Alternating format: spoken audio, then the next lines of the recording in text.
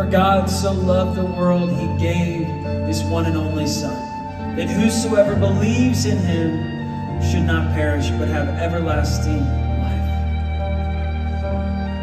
The precious Lamb of God. In the Old Testament, when God delivered the Israelites out of slavery under Pharaoh, he used Moses to speak to all the Israelites, and he said, the night that I'm going to deliver you, a spirit of death is going to come through the land of Egypt.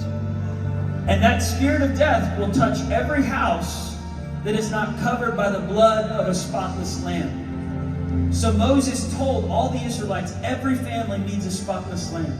Take the blood of a spotless lamb and put it on the doorpost of your house so that you'll be covered by the blood, protected by the blood. Put that blood over your house because that blood is going to protect you from death.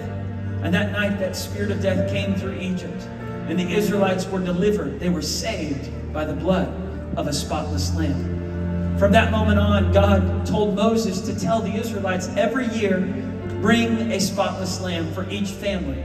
And that spotless lamb will be the atonement, the one who takes the punishment of their sins for that year. And then the next year, and the next year, and the next year, for centuries to come. Until God said, enough is enough. There are not enough animal sacrifices to pay the penalty for the sins of all mankind, so I will send the final lamb. God would send his Son as the ultimate atonement for our sins. Because the wages of sin is death. The wages of sin. Sin requires a punishment.